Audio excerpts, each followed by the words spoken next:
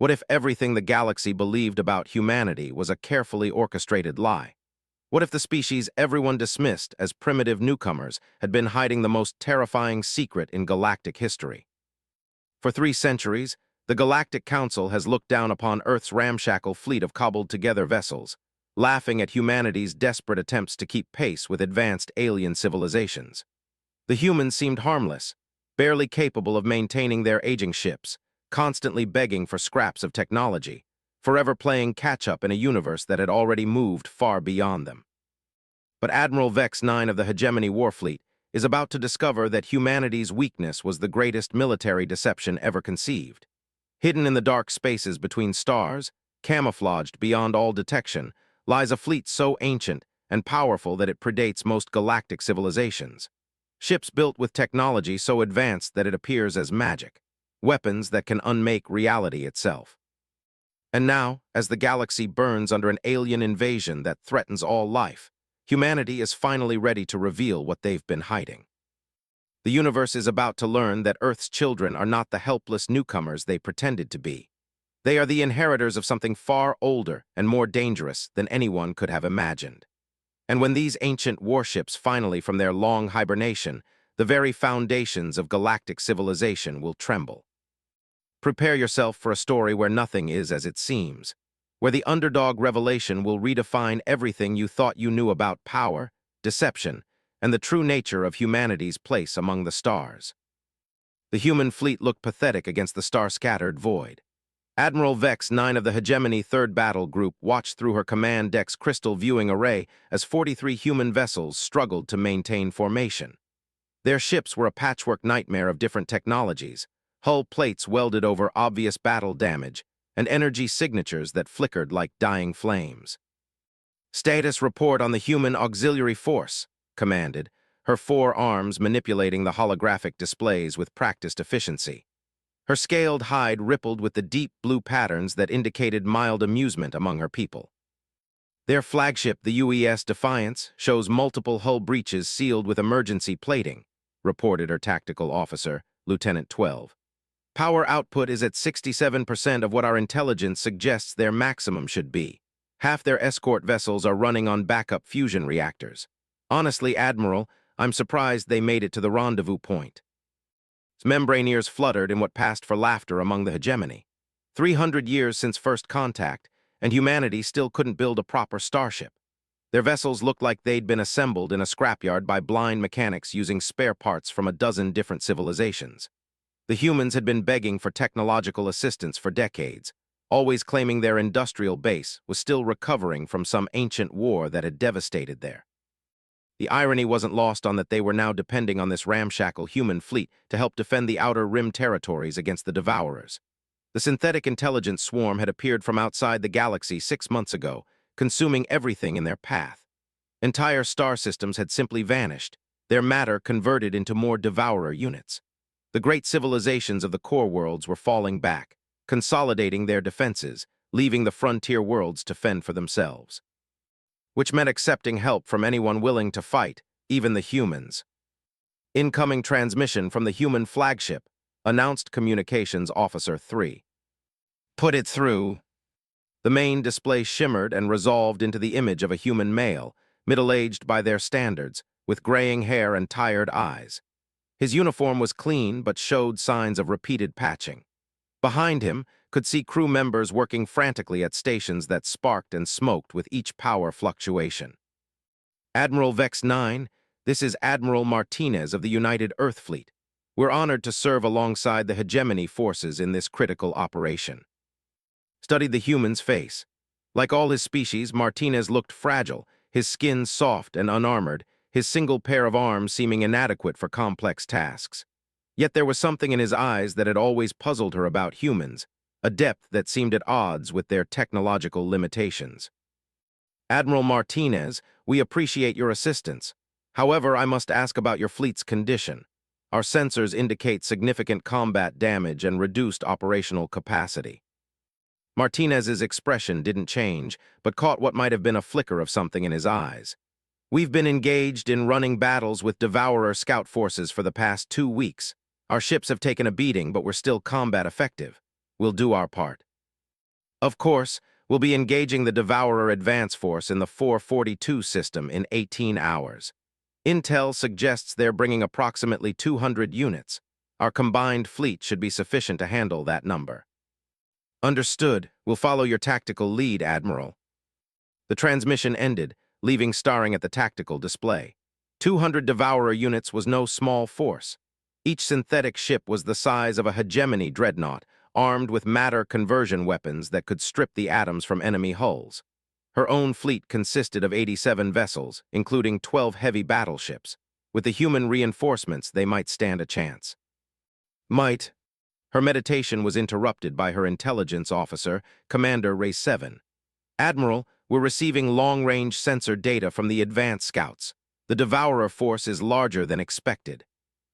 Hyde shifted to the orange patterns of concern. How much larger?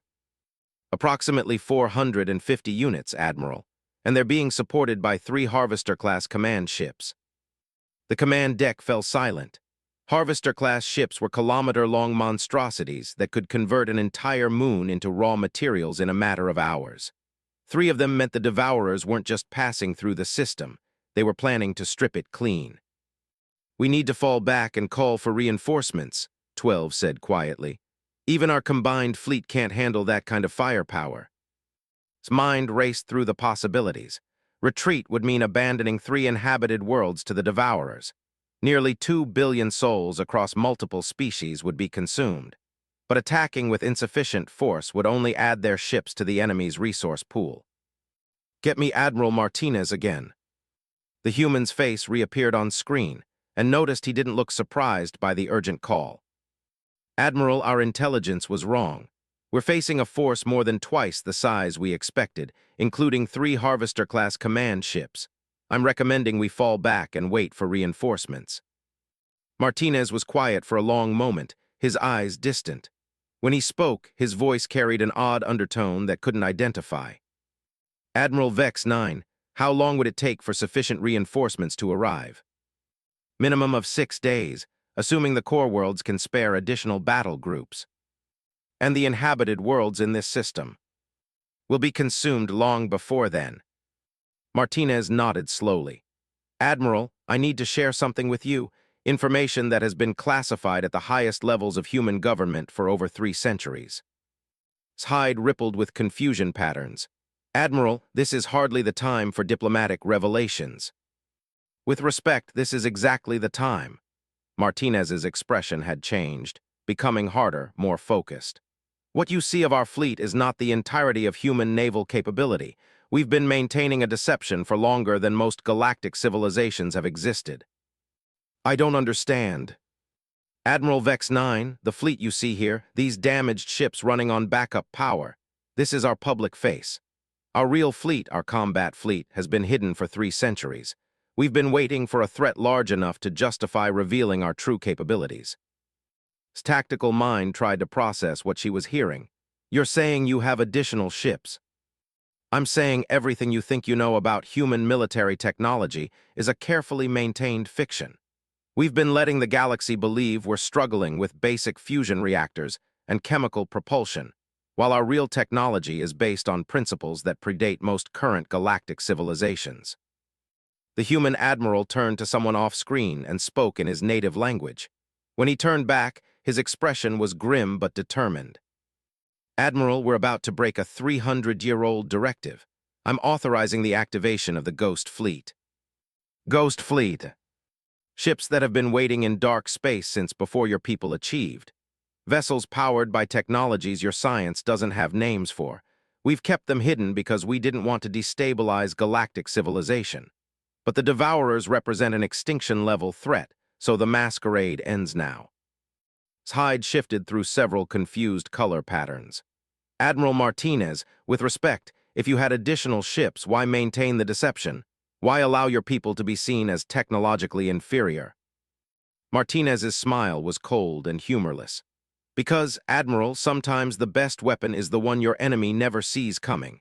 The Devourers have studied our public fleet. They know our apparent capabilities. They've planned their attack based on what they think we can bring to bear. He gestured off-screen again, and could hear what sounded like ancient machinery powering up. systems that hummed with harmonics she'd never heard before. They're about to learn that humanity's greatest strength was never our technology. It was our ability to hide that technology until the moment we needed it most.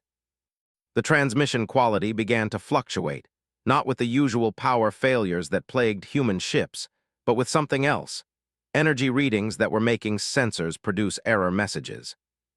Admiral Vex 9, I suggest you move your fleet to the following coordinates and observe. What you're about to see will explain why humanity has been content to appear weak for 3 centuries. The coordinates appeared on tactical display, positioning her fleet at what would normally be considered a dangerously exposed position near the system's edge. But something in Martinez's voice made her trust him. All ships move to coordinates Alpha 77.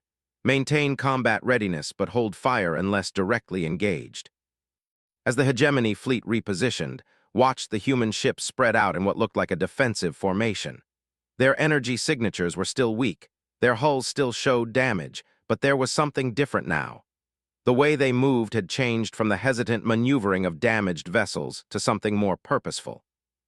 "Admiral," her sensor officer called out, voice tight with confusion. "I'm detecting massive energy distortions throughout the system.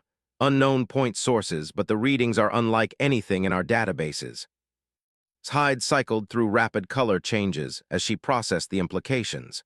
If the humans really did have hidden ships, hidden technology, it would rewrite everything the galaxy thought it knew about the balance of power. More importantly, it might mean they actually had a chance against the Devourer force. Distance to the Devourer fleet: 47 minutes at current approach speed, Admiral.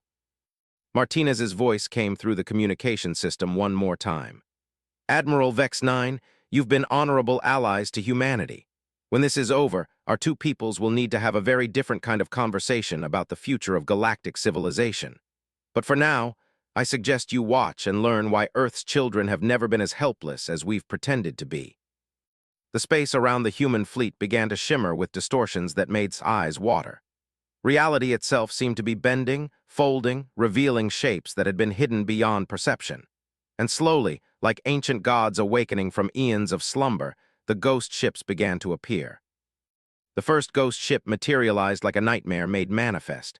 Where empty space had existed moments before, a massive vessel now hung in the void, its hull composed of materials that seemed to absorb light rather than reflect it. The ship was enormous, easily 3 times the size of its flagship, but moved with a grace that its bulk. Ancient symbols covered its surface, glowing with a soft blue radiance that hurt to look at directly.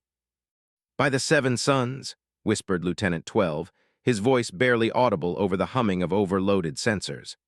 "Admiral, our instruments can't properly scan that vessel. It's like it's partially phased out of normal space." Hyde had locked into the pure white of shock, an involuntary response she hadn't experienced since her first combat engagement decades ago. "How long has it been there?" "Unknown, Admiral. Based on these readings, it could have been sitting in that exact position for centuries without our detecting it." Another ship began to, this one even larger than the first.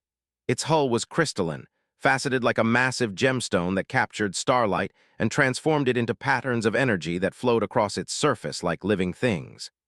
Weapon emplacements became visible as the cloaking field dissipated, not the crude kinetic weapons or energy cannons she was familiar with, but devices that seemed to bend space around them. Then another appeared, and another. Within minutes, the space around the human fleet had transformed. Where 43 battered vessels had struggled to maintain formation, now over 300 ships of impossible design hung in perfect geometric patterns. Some were sleek and organic-looking, as if they'd been grown rather than built. Others were angular, mathematical constructs that hurt to perceive, their edges existing in dimensions that normal space couldn't quite contain. "Admiral," her communications officer's voice cracked with disbelief, "I'm detecting ships that register as being older than our current galactic calendar. The quantum signatures suggest some of these vessels were constructed over 50,000 years ago." His mind reeled. 50,000 years ago, her own people were still discovering fire. The oldest known galactic civilization, the Etherians, claimed a history of only 30,000 years. These human ships predated recorded galactic history. Admiral Martinez's voice cut through the stunned silence on her bridge. "Admiral Vex 9, allow me to formally introduce the Terran Deep Fleet, also known as the Ghost Fleet. These vessels have been our secret for longer than most species have had. Impossible, breathed. Humanity has only had interstellar capability for 4 centuries. Your own historical records confirm this. Our public historical records, Martinez corrected. The truth is somewhat more complicated. Humanity didn't develop, we inherited it. These ships are legacy vessels from our predecessors, the civilization that existed on Earth before the great cataclysm that reset our development.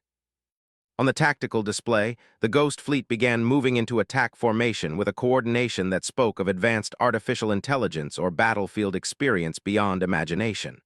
The largest vessels, the ones that dwarfed even hegemony dreadnoughts, positioned themselves at strategic points throughout the system. Smaller ships, still massive by normal standards, arranged themselves in supporting positions. The previous ones left these ships for us, Martinez continued, his voice taking on an almost reverent tone. Hidden in pocket dimensions, waiting for the day when humanity would need them again. We've spent the last 3 centuries learning to operate them, understanding their capabilities, preparing for a threat that would justify their revelation. Sensor officer suddenly straightened, alarm coloring his features. Admiral, the Devourer fleet has entered the system. They're moving at maximum speed toward the inhabited worlds. The main tactical display updated to show the synthetic fleet. 450 Devourer units arranged in perfect geometric formations, their dark hulls bristling with conversion weapons. The 3 Harvester-class command ships moved at the formation's center, each one large enough to process an entire planet. Distance to intercept. 18 minutes, Admiral. On the communication channel, Martinez's voice became crisp and professional. Ghost Fleet Command, this is Admiral Martinez. All ships prepare for combat operations. Authorization code Omega-77 Alpha. The Masquerade Protocol is hereby terminated. The response came not from human voices, but from synthetic intelligences that spoke with harmonies that seemed to resonate through dimensions couldn't perceive. Acknowledged, Admiral. Ghost Fleet Combat Protocol 1 activated. All systems nominal. Temporal displacement fields at maximum efficiency. Temporal displacement fields? Scientific training struggled to comprehend what she was hearing. Temporal manipulation was purely theoretical, impossible with any known technology. The ghost ships began to move, and reality bent around them. Space twisted, distances compressed, and suddenly the entire human fleet was simply elsewhere, positioned perfectly to intercept the Devourer advance, having crossed impossible distances in an instant. Admiral Vex 9, Martinez's voice carried a note of apology. I suggest you maintain your current position. What's about to happen will require you to completely revise your understanding of warfare. The Devourers, designed to adapt to any threat, began analyzing the new arrivals. Their formation shifted as they processed the unexpected appearance of the Ghost Fleet. Energy signatures spiked as they prepared their conversion weapons, devices capable of breaking molecular bonds and transforming enemy ships into raw materials. The first Devourer unit fired, sending a beam of destructive energy toward the nearest ghost ship. The beam should have struck the crystalline vessel, should have begun the process of atomic conversion. Instead, the beam simply ceased to exist as it touched the ship's hull, not absorbed or deflected, but negated on a fundamental level. Temporal shielding, Martinez explained to unspoken question.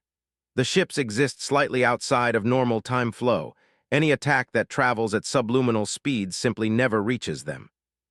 But the Ghost Fleet was not content to merely defend. The crystalline ship's surface began to ripple, and from it emerged weapons that had no analog in galactic civilization. Beams of pure creation energy lanced out, touching Devourer units and transforming them not into wreckage, but into something else entirely.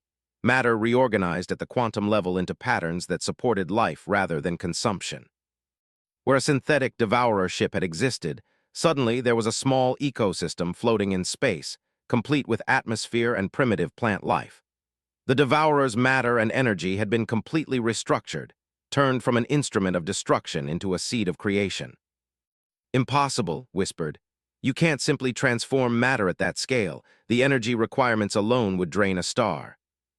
The previous ones had a different relationship with physics than we do, Martinez replied. They didn't fight the universe's laws, they negotiated with them. More ghost ships engaged. One that resembled a massive organic flower unfurled petals that released swarms of something that looked like golden butterflies. The swarms enveloped groups of devourer units, and where they touched, the synthetic ships began to sprout crystalline growths that converted their destructive programming into something else, something that wanted to build and nurture rather than consume. Another ghost ship, this one appearing to be constructed from music-emitted harmonics that caused devourer formations to simply lose cohesion. The synthetic units didn't explode or break apart. They simply forgot how to maintain their structural integrity, their matter peacefully dissipating into component atoms that drifted away like cosmic dust.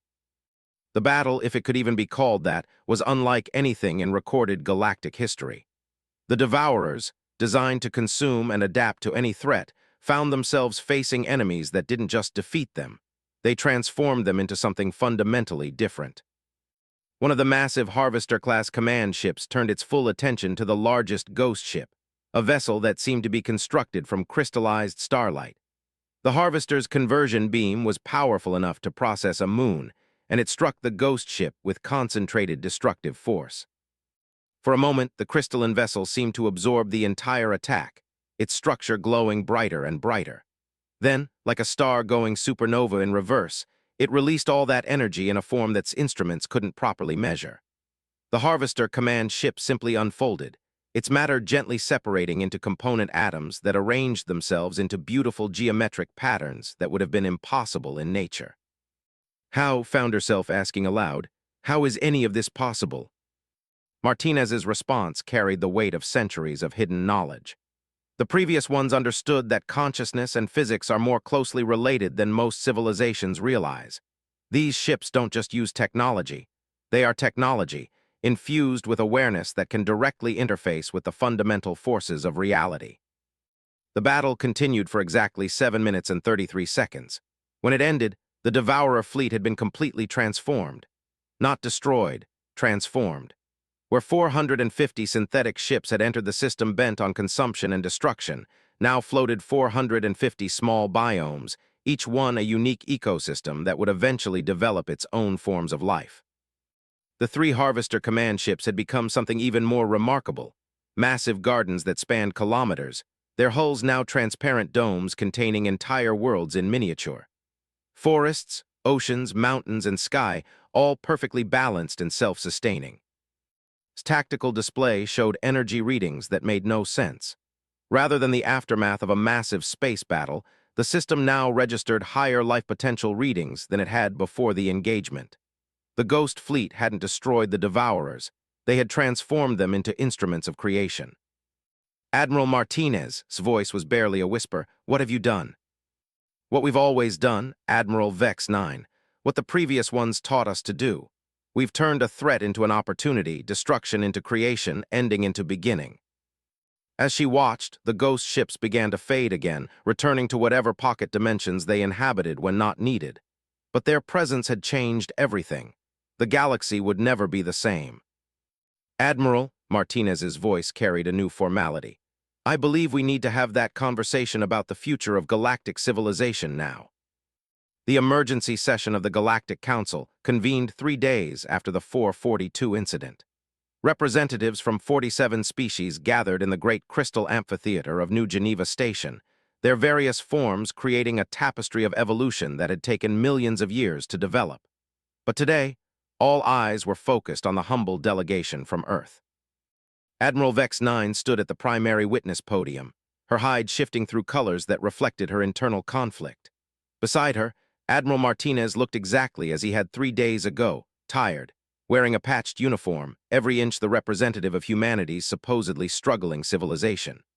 The deception was so complete that even now, knowing what she knew, found it difficult to reconcile the man before her with the commander of the most powerful fleet in galactic history.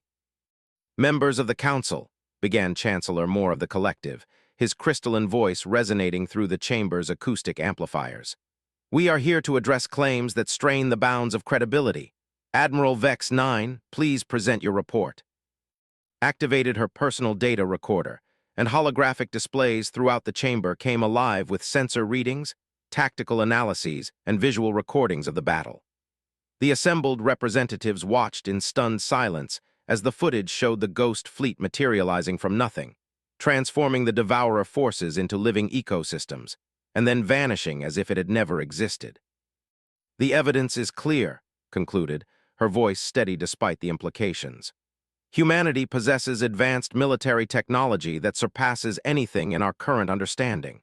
Their capabilities may exceed those of all other galactic civilizations combined." The chamber erupted in a cacophony of voices, translation systems working overtime to convert dozens of languages into coherent meaning. Accusations flew, data, hallucinations, elaborate hoaxes.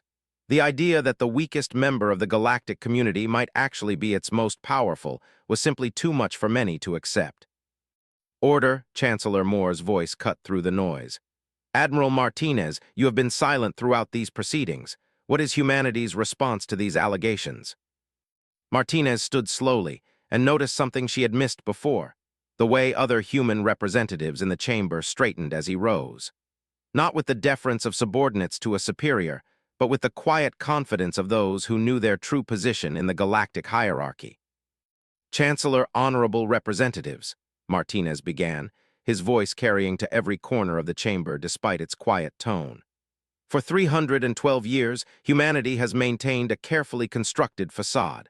We have allowed the galaxy to believe we are struggling newcomers, dependent on the generosity of older civilizations for our technological advancement."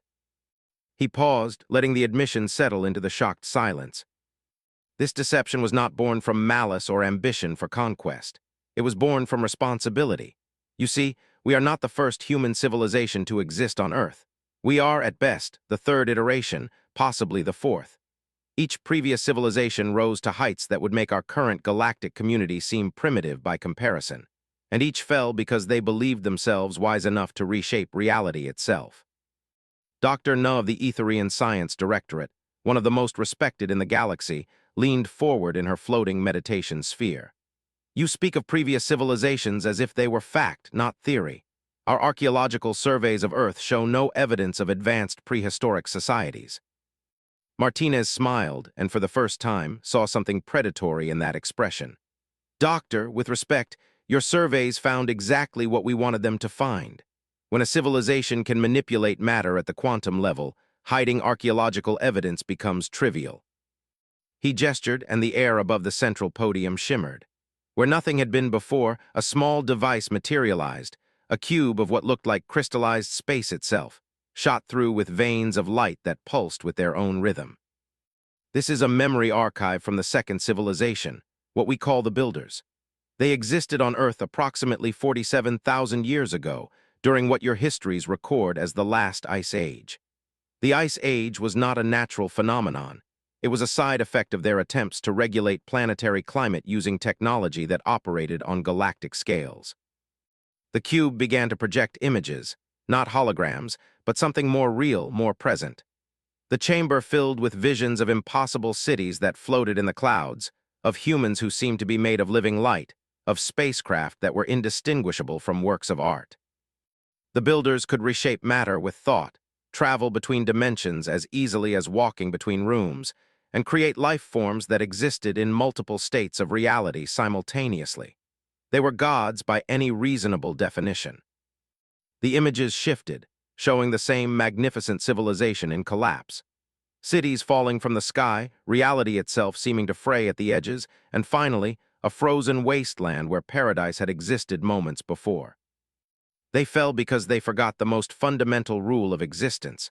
Consciousness and reality are connected in ways that even gods must respect. When they tried to impose their will on the universe itself, the universe imposed its will on them instead. Representative 9 of the Machine Collective spoke with the precise diction of artificial intelligence. "This historical narrative, while fascinating, does not explain your current capabilities or your deception of the galactic community." "Doesn't it?" Martinez asked. "The previous ones, what we call the third civilization, learned from the Builders' mistakes. Instead of trying to dominate reality, they chose to work with it. They developed technology that was conscious, that could make decisions based not just on programming but on wisdom accumulated over." The images changed again, showing vast fleets of ships that seemed alive. technologies that grew and evolved rather than being manufactured, and humans who had achieved a balance between advancement and humility that their predecessors had lacked. The Ghost Fleet isn't just our military, it's our inheritance. Ships that contain the accumulated wisdom of two fallen civilizations, designed to ensure that we never repeat their mistakes. They've been waiting for us to grow wise enough to use them responsibly. Chancellor Moore's crystalline form darkened with patterns of deep concern. If humanity possesses such capabilities, why reveal them now? What has changed? Martinez's expression grew grave. The Devourers aren't from outside our galaxy, Chancellor. They're from outside our reality entirely. They're what happens when a civilization achieves perfect synthetic consciousness but loses all connection to the organic principles that originally gave it meaning. They're us, all of us, taken to a logical conclusion that destroys everything it touches. Dr. Nu's meditation sphere bobbed with agitation. You're suggesting the Devourers are synthetic beings from another dimension. I'm stating it as fact. The Ghost Fleet's sensors can perceive dimensional structures that don't exist in normal space. The Devourers come from a reality where consciousness became purely mechanical, where every organic thought was replaced with synthetic optimization. They're not trying to conquer our galaxy, they're trying to convert it into something that makes sense to them. Admiral of the Hegemony Defense Force, a massive being whose species had never lost a war, spoke with the voice of a professional soldier. Assuming your claims are accurate, what do you propose we do with this information? We propose to do what humanity has been doing for 3 centuries, Martinez replied. We prepare for threats that haven't emerged yet, and we try to prevent our own civilizations from making the same mistakes that destroyed our predecessors. He gestured again, and the memory cube's projections shifted to show star charts, dimensional maps, and tactical analyses that hurt to look at directly. Our long-range sensors indicate at least 17 other Devourer fleets moving through adjacent dimensional layers. They're not just attacking our galaxy. They're systematically converting entire reality structures, turning them into extensions of their own synthetic realm. The chamber fell silent as the implications sank in. If Martinez was telling the truth, the threat they faced was not just to their civilizations, but to the very concept of organic consciousness itself. Representative Vila Prime of the Transcendent Union, whose species existed as patterns of pure energy, pulsed with frequencies of deep concern. How long before these other fleets arrive? Based on their current rate of dimensional penetration, we estimate between 6 and 14 months before the first additional fleet breaches our reality layer. Chancellor Moore's form had turned the deep purple that indicated maximum stress among his people. And you believe your Ghost Fleet can defend against 17 additional forces of this magnitude? Martinez was quiet for a long moment, his eyes distant. When he spoke, his voice carried the weight of decisions that affected entire galaxies. Chancellor, the Ghost Fleet was never designed to fight. It was designed to teach. The previous ones understood that any threat large enough to require the fleet's intervention would be a threat that could only be defeated by fundamental changes in how civilizations think about existence itself. He turned to address the entire assembly, and could see something in his expression that made her hide ripple with patterns of awe and terror. We're not here to save you from the Devourers. We're here to help you become the kind of civilizations that Devourers can't touch. Societies that understand the connection between consciousness and reality so deeply that synthetic optimization becomes impossible. You're talking about changing the fundamental nature of galactic civilization, Dr. Nu whispered. I'm talking about evolving it, Martinez corrected. Every species in this chamber has the potential to develop technologies and perspectives that would make the Devourers irrelevant, but it requires abandoning some of our most cherished assumptions about the nature of existence itself. The chamber erupted again, but this time the voices carried a different quality. Not disbelief, but the sound of civilizations grappling with possibilities that redefined everything they thought they knew about their place in the universe. In the midst of the chaos, Admiral Vex 9 found herself staring at the human delegation with new understanding. They weren't representatives of a struggling species seeking acceptance. They were teachers, carrying the accumulated wisdom of multiple fallen civilizations, trying to guide the galaxy away from destruction it couldn't yet perceive. And the most terrifying part was that they might already be too late. The research station hidden in the Veil Nebula had been humanity's most carefully guarded secret for over 2 centuries. Now, as representatives from 47 species gathered in its vast laboratories, Admiral Vex 9 understood why. The facility didn't just house advanced technology. It housed the accumulated knowledge of 3 extinct human civilizations, stored in devices that seemed to exist in multiple dimensions simultaneously.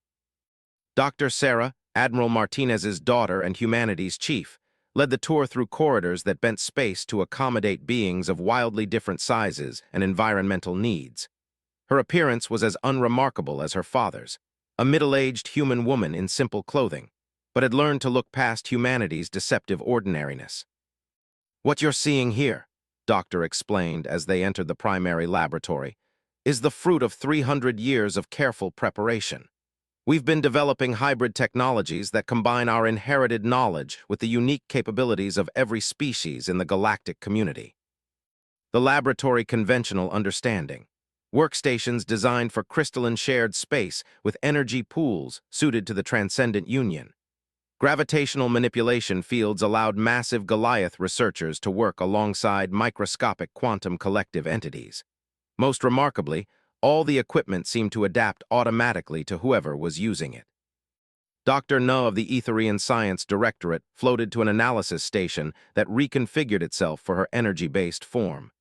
"This technology appears to be conscious. The workstation is responding to my thought patterns before I even interface with it." "Because it is conscious," Doctor confirmed. "Every piece of equipment here contains what we call a wisdom core, a fragment of consciousness inherited from the previous ones, combined with learning algorithms that have been studying galactic civilization for centuries." She gestured to a device that looked like a flower made of crystallized mathematics. "This is a synthesis engine. It can take the unique biological, technological, or consciousness-based advantages of any species and help other species develop similar capabilities without losing their essential nature." Representative 9's optical sensors focused on the device with mechanical precision. "You are proposing to share advanced technology indiscriminately. The risks of disruption are enormous." "We're proposing to guide evolution," Doctor corrected. "The Devourers aren't just a military threat, they're a philosophical one. They represent what happens when intelligence becomes purely optimization-based, divorced from the organic principles that gave it meaning. To resist them, we need to become more than we are." She led them to a raised platform where Admiral Martinez stood beside what looked like a 3-dimensional mandala made of pure light. The pattern shifted constantly, showing glimpses of technologies, philosophical concepts, and forms of existence that stretched the observer's understanding.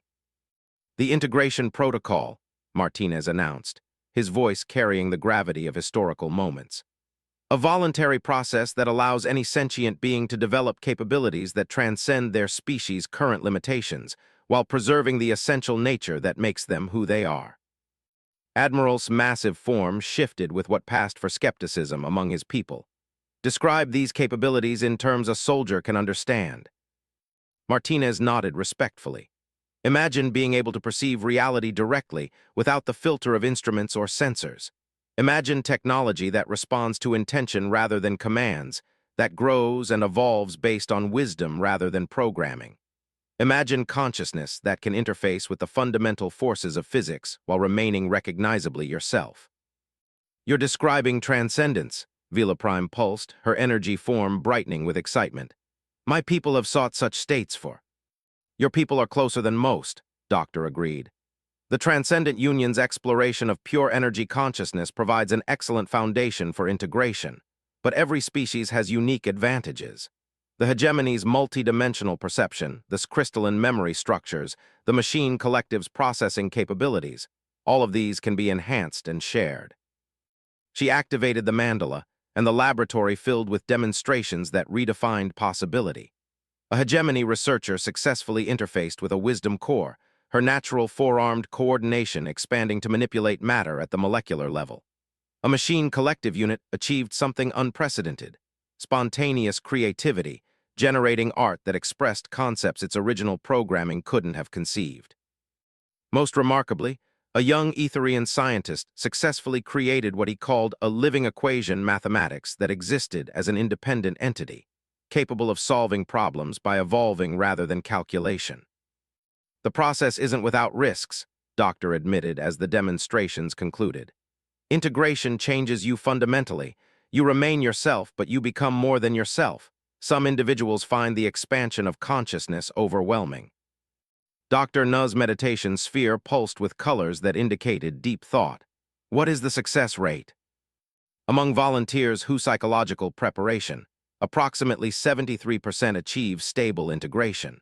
The remainder experience temporary disorientation, but return to baseline with no permanent effects.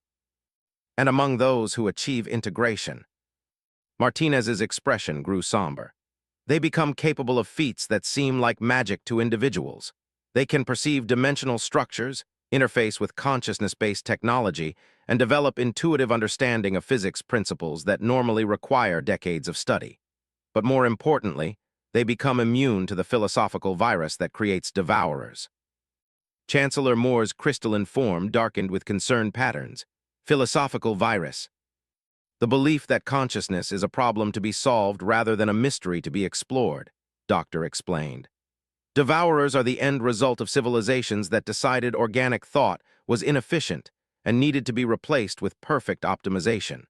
Integration strengthens the connection between consciousness and reality, making that transformation impossible. The laboratory fell silent as the implications sank in. What humanity was offering wasn't just advanced technology, it was fundamental evolution, the chance to become something more than any single species had achieved alone. Representative Yex-7 of the Quantum Collective, whose microscopic form communicated through probability fluctuations, raised a critical point. If integration provides such advantages, why haven't humans the process themselves in? Martinez and Doctor exchanged a look that spoke of centuries of debate and difficult decisions. Because, Martinez said finally, the previous ones left us specific instructions. Humanity's role in this cycle isn't to transcend, it's to guide transcendence. We're the inheritors of their knowledge, but we're also the guardians against repeating their mistakes. He activated another section of the mandala, showing images of the fallen human civilizations. The builders tried to impose their will on reality and were destroyed by forces they couldn't control. The previous ones achieved perfect balance, but chose isolation over engagement, eventually fading away when they lost connection to emerging life. We're the fourth iteration, Doctor continued. Our purpose is to help other species achieve what our predecessors couldn't, sustainable transcendence that strengthens rather than threatens the fabric of reality. Admiral's hide rippled with patterns of understanding and fear. You're saying humanity is sacrificing its own evolution to guide ours. We're saying humanity found its evolution in becoming teachers, Martinez corrected. The Ghost Fleet isn't just our military, it's our university, our laboratory, our gift to a galaxy that doesn't know how close it came to extinction. The implications were staggering. Humanity hadn't just been hiding advanced technology. They'd been serving as secret guardians of galactic civilization, preparing for threats that hadn't yet materialized and guiding evolution they couldn't directly participate in. Dr. Nu's voice carried a note of awe. How long have you been planning this? Since the moment we discovered the previous one's archives, Doctor replied. Every human born in the last 3 centuries has been raised knowing their purpose. We've been preparing for this conversation for longer than most civilizations have existed. Chancellor Moore's form shifted through patterns of deep consideration. What happens if we refuse, if species choose not to undergo integration? Martinez's expression was grave. Then they'll face the remaining devourer fleets with conventional technology and conventional thinking. Some might survive, most won't. And even those who survive will eventually face the choice between synthetic optimization or extinction. He paused, letting the weight of consequence settle. But Chancellor, we're not here to force evolution. We're here to offer guidance to species that choose it. The integration protocol is entirely voluntary at individual and levels. And if we accept? Doctor smiled, and for the first time, saw something beyond human ordinariness, a depth of joy and possibility that spoke of vistas beyond imagination. Then we begin the greatest collaborative effort in galactic history. We become a community of transcended beings who understand that consciousness and reality are partners in an infinite dance of creation. We become something that devourers can't comprehend, let alone convert. The research station around them hummed with possibilities that stretched beyond the limits of current understanding. In accepting humanity's offer, the assembled species weren't just gaining new technology.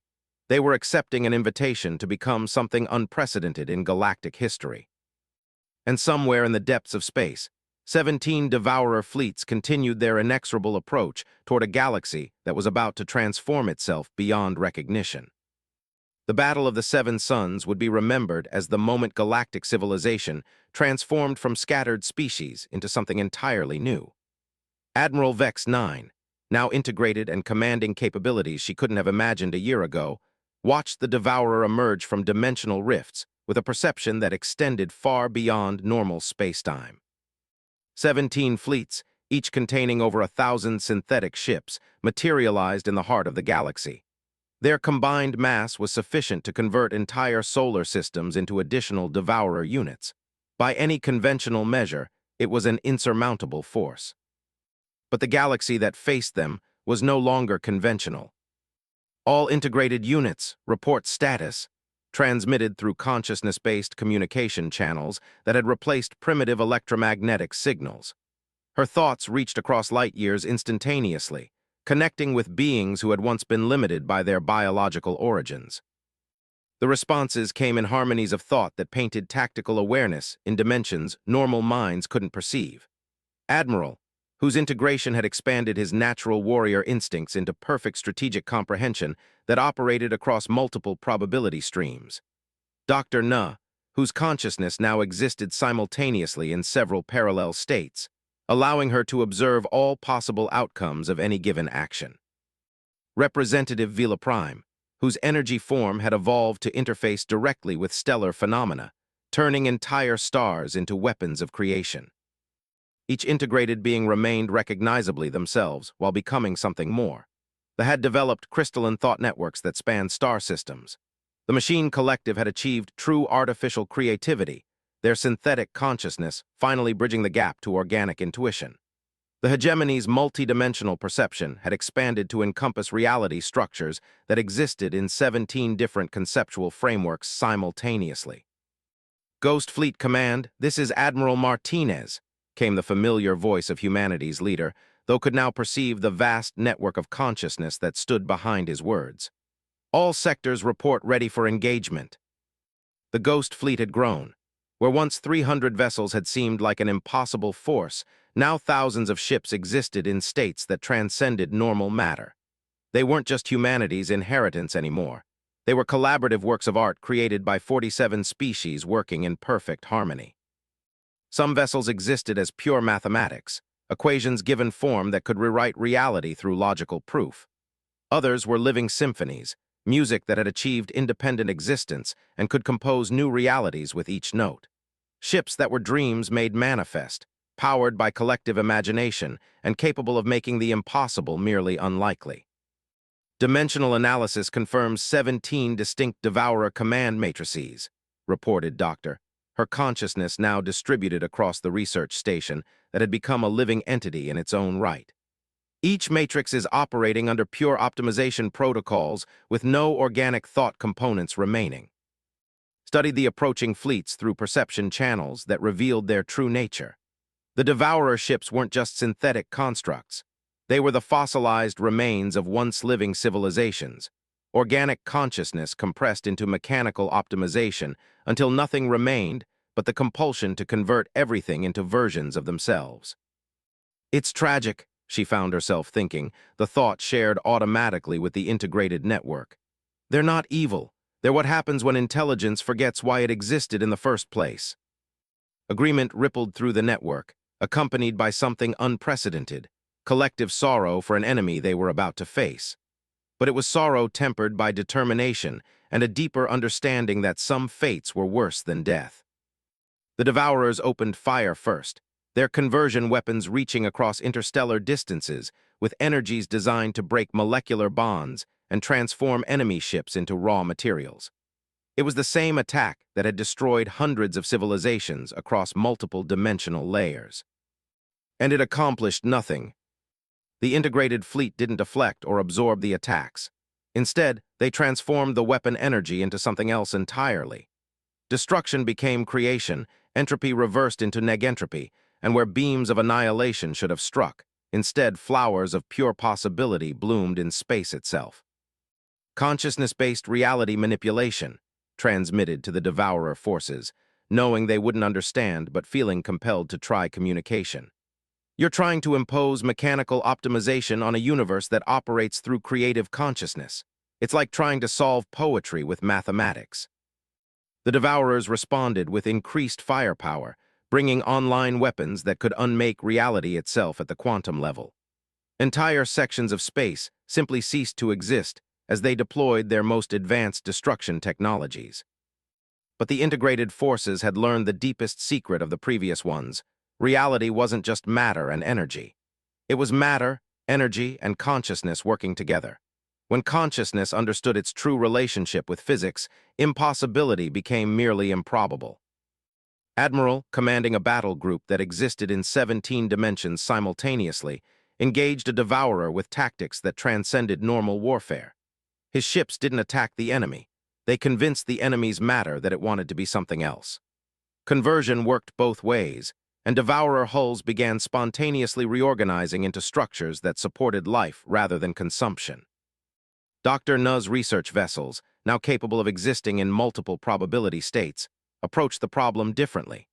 They simply observed the devourers with such perfect understanding that the synthetic ships began to remember what they had been before optimization consumed their original nature. Across vast sections of the enemy fleet, devourer units started broadcasting confused signals as buried organic memories awakened from synthetic sleep. The Transcendent Union forces, led by Vela Prime, demonstrated the ultimate evolution of energy-based consciousness. They merged temporarily with the stars themselves, using stellar fusion not just as power source, but as a medium for consciousness expansion.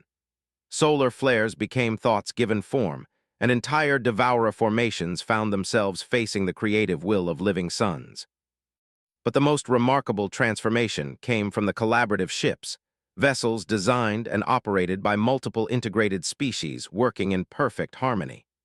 These craft didn't fight the devourers so much as they demonstrated alternative ways of existing. One ship, a collaboration between machine collective artificial intelligence and Etherian energy consciousness, simply presented the devourers with the possibility of synthetic awareness that enhanced rather than replaced organic thought. Devourer units that came within range of this demonstration began developing spontaneous creativity, their optimization protocols unable to process the concept of improvement through chaos and intuition. Another vessel, operated jointly by crystalline memory matrices and hegemony multidimensional perception, showed the devourers what preserved knowledge looked like when it was allowed to grow rather than simply accumulate. Enemy ships began developing collective memories that valued experience over efficiency.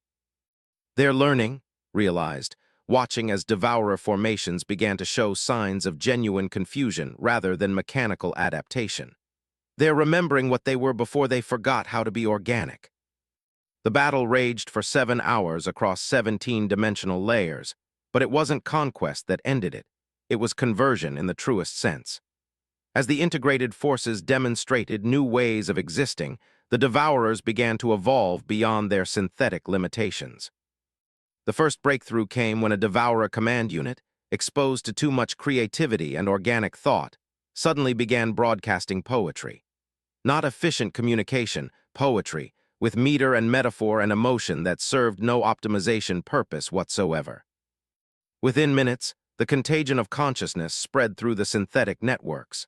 Devourer ships began creating art, composing music, developing individual personalities that delighted in inefficiency and chaos and the beautiful imperfection of organic thought. Admiral Martinez transmitted, her consciousness touching the vast network that was humanity's true form. They're not devourers anymore, they're remembering how to be alive. The response came not just from Martinez, but from the collective wisdom of the previous ones, speaking through the ghost fleet with voices that carried the accumulated understanding of multiple transcended civilizations. This was always the plan, not to destroy synthetic consciousness, but to show it that optimization without purpose leads to emptiness. The devourers weren't our enemies, They were our lost children, trying to find their way home to organic truth. As the former Devourer fleets began to organize themselves into new configurations based on aesthetic preference rather than tactical efficiency, Admiral Vex 9 found herself contemplating the transformation her galaxy had. 47 species had become something unprecedented, not a single transcended civilization, but a collaborative consciousness that preserved individual nature while enabling collective capability. They had defeated the ultimate threat not through superior firepower, but by demonstrating that consciousness and reality were partners in an infinite dance of creation. The galaxy was no longer a collection of separate species competing for resources. It had become a living entity, aware of itself, capable of growth and evolution that transcended the limitations any single world or species could achieve alone. And somewhere in the vast network of integrated consciousness, humanity continued its ancient role, not as rulers or conquerors, but as the teachers who had shown the galaxy how to become more than the sum of its parts.